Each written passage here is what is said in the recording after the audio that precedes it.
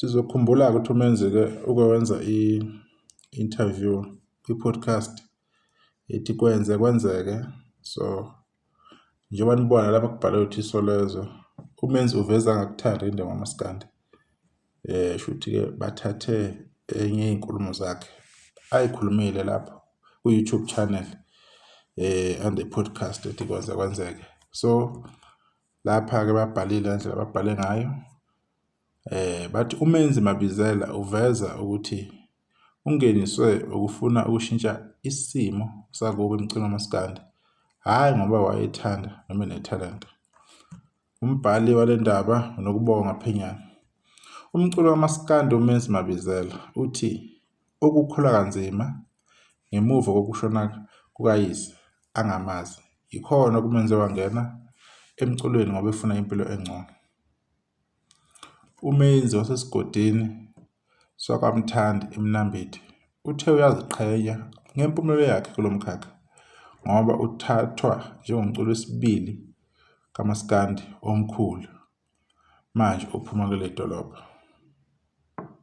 Kulezi zinsuku uMenzi ungomunye wabaculi bakaMaskandi abavutha bengabeselwe kule ndima njengoba enezingoma ezishisa izikhotha. Ekhuluma neSolezwe uveze ukuthi yize enenhliziyo encane kodwa akafisi ukuzibona nayelodwa engenishi ezimpini zakaMaskandi. Mina ngingasho ukuthi ngingene kulo mculo ngoba ngiphoqwa izimo zasekhaya, uthando noma ithalente, into engingayisho ukuthi ngangenazo futhi ngangaziboni ngicula. Kodwa izimo zasekhaya zokukhula ngingamazi ubaba yizona ezangenza ngabheka ukuthi ngiyakwazi ukucula. Ngakho angiqale ngibhale izingoma, ngikhiphe ama-album. Ngiqale ngo-2015 kodwa ukukhipha i-album ephelele eyokuqala ngiyidedele ngo-2020. Ngeke ngikhulume ngayo ngoba ikhampani angisebenza nayo ngashiya futhi angithandi kulokhu ngiveza umsebenzi wami naye uchaza uMenzi. Uthe ngemuva kwalokho ubese ekhipha ama-album ahlukene awabolile ezakahle anezingoma okubalwa kuzo ethi wayengenalutho, wamnika kanjani, wayeziphuzela kanye nezinye. Ukulandela uSandile Mbongo ngoba iciko elikhulu emculweni kaMaskandi eMnambithi kungenze ngathobeka.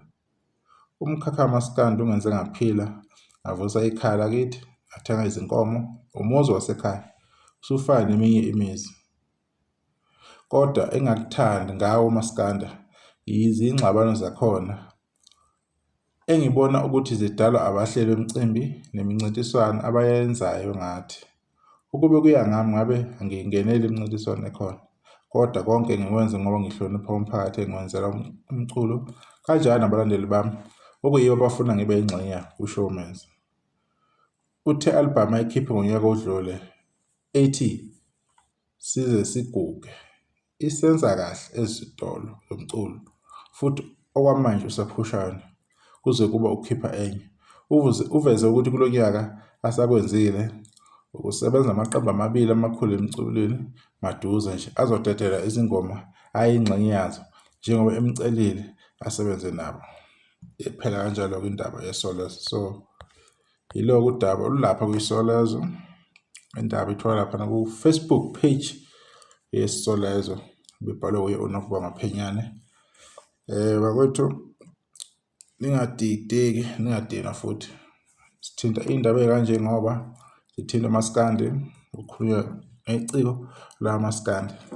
Mhlawumbe kwesinye isikhathi kuyenzeka umuntu angayiboni indaba engarealize ukuthi kunento kanje ekhulumekile evezwe mhlawumbe nomculo kaMaskandi. So okwethu kule channel ukuthi masithola ithuba silifunde lo daba lolo, silivezele abantu, sithembe ukuthi kukhona abazol-enjoy ukuthi kunendaba ehle kangaka ekhuluma ngomsebenzi kaMenzi Mabizela.